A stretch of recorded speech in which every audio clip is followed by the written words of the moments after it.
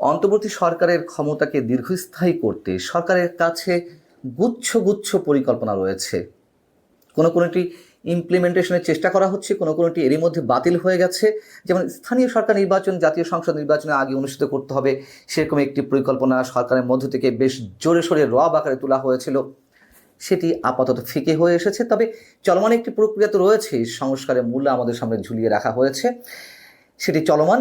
এবং এর পাশাপাশি আরও নানান ধরনের পরিকল্পনা এর মধ্যে আমরা দেখতে পাচ্ছি, এবং বিভিন্ন রাজনৈতিক দলের নেতা থেকে শুরু করে সরকারের অনুগত যে কিংস পার্টিগুলো রয়েছে তাদের পক্ষ থেকে শুরু করে দেশের বাইরে যে কথিত ইনফ্লুয়েন্সাররা রয়েছেন তাদের মুখ থেকেও দাবি করা হচ্ছে নির্বাচনে কি দরকার, নির্বাচন ছাড়া তো এর আগে অনেকে ক্ষমতায় ছিল, সমস্যা কি? তো ডক্টর মোহাম্মদ ইউনূসকে 3 বছর বা 5 বছর ক্ষমতায় থাকতে হবে। তারই অংশ হিসেবে আমরা একটি অভিনব কর্মসূচি দেখলাম। আপনারা নিশ্চয়ই কেউ কেউ এর মধ্যে এই কর্মসূচির কথা জেনেছেন, মার্চ ফর ইউনূস।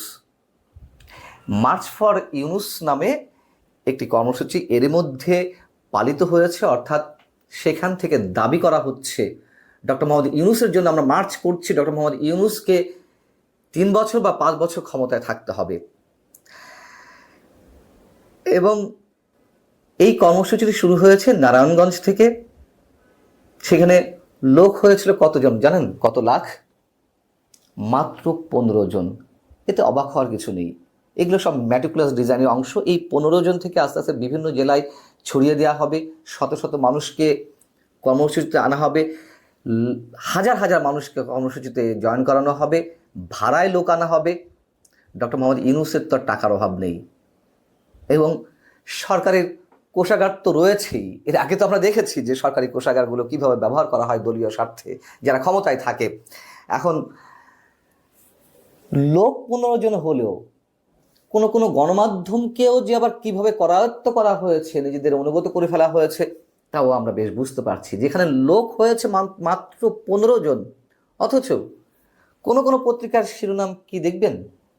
দেখুন, যে নারায়ণগঞ্জে সর্বস্তরের জনগণের ব্যানারে মার্চ ফর ডক্টর ইউনূস কর্মসূচি পালিত।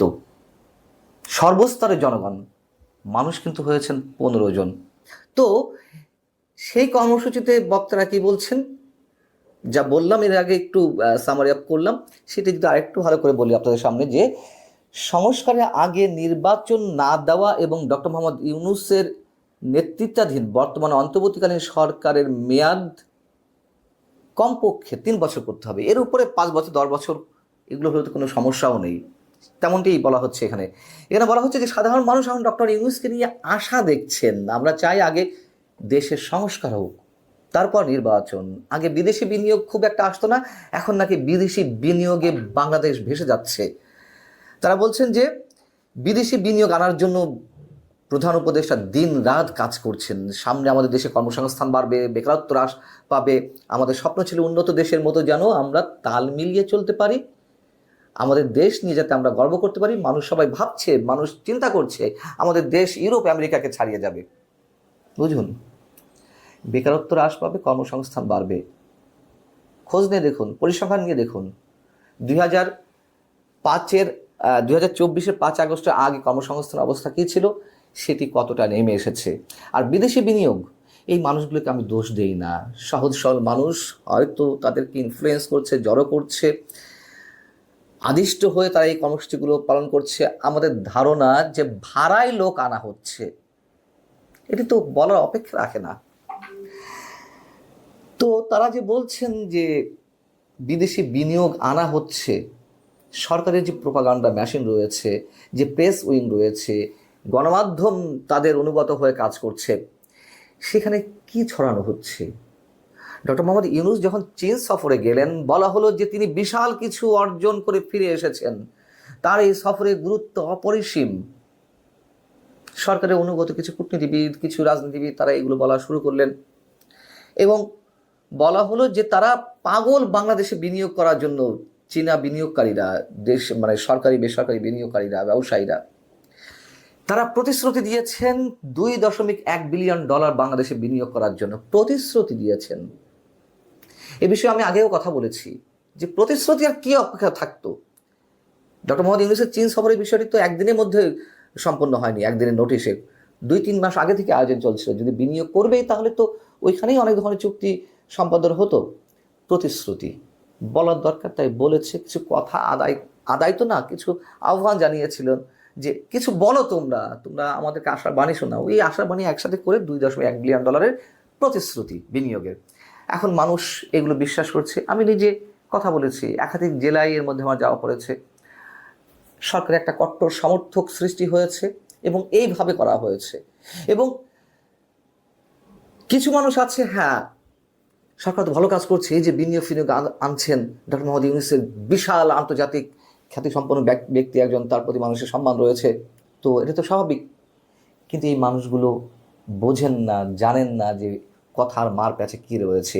এই যে বিনিয়োগ সম্মেলনটি হলো, বিনিয়োগ সম্মেলনের পরে বিডার যিনি নির্বাহী চেয়ারম্যান চৌধুরী আশিক মাহমুদ, যাকে নিয়ে এখন অনেক কথাবার্তা হচ্ছে, তিনিও সংবাদ সম্মেলন করে জানালেন যে এই বিনিয়োগ সম্মেলনের মাধ্যমে 3,100 কোটি টাকা বিনিয়োগের প্রতিশ্রুতি পাওয়া গেছে। 3,100 কোটি টাকা, চিন্তা করতে পারেন, যেখানে বাংলাদেশের বাজেট এখন 7 লাখ 8 লাখ কোটি টাকা ছাড়িয়ে গেছে, 3,000 কোটি টাকা, তাও প্রতিশ্রুতি, সেটাও প্রতিশ্রুতি পাওয়া গেছে। আসেনি তো, 1 টাকাও আসেনি, আসার কথা নয়। যতক্ষণ না পর্যন্ত একটা স্থিতিশীল সরকার, একটা নির্বাচিত সরকার না আসবে, বিনিয়োগকারীদের তো আর খেয়ে দিয়ে কাজ নেই। যেরকম একটা অস্থির অবস্থায় এবং অনিশ্চিত পরিবেশে তারা বিনিয়োগ করবেন, সেইগুলো মানুষকে খাওয়ানো হচ্ছে।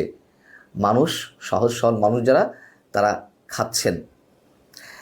বিষয়টা হচ্ছে যে এই যে ক্ষমতা থাকার যে লোভটি, কেন এই পথে সরকার হাঁটছে? ভয়ঙ্কর ভুল পথে হাঁটছে। তাদের সামনে কি নিকট অতীত নেই? ডক্টর মোহাম্মদ ইউনূস যে প্রক্রিয়ায় ক্ষমতায় এসেছেন, তাকেও যে সেই একই প্রক্রিয়ায় বিদায় হতে পারে যদি এই ধরনের ভয়ঙ্কর একটা অবৈধ চিন্তা তার মাথায় থেকে থাকে, অথবা সরকারের উপদেষ্টাদের মাথায় থেকে থাকে। তারা কি এতটুকু চিন্তা করছে না?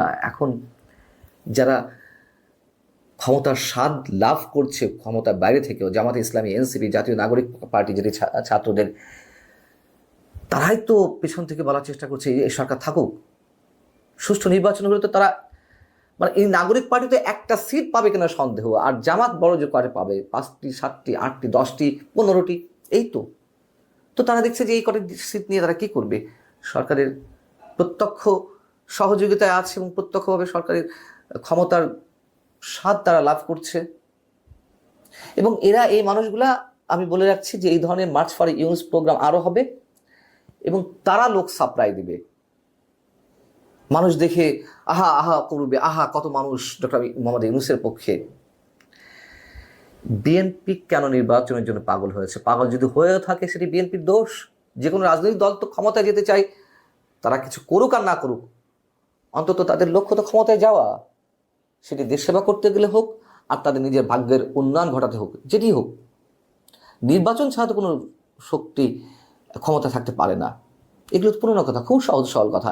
এখন সেই বিএনপির উপরে ব্লেম দেওয়ার চেষ্টা করা হচ্ছে এই জামাতে ইসলামী বা জাতীয় নাগরিক কমিটির পক্ষ থেকে তারা নির্বাচনের জন্য পাগল হয়ে গেছে। পাগল হবে না তো কি হবে? 8 মাস হয়ে গেছে, 8.5 মাস চলছে। কি হয়েছে এর মধ্যে? কি পরিবর্তন হয়েছে? আরো অবনতি ছাড়া।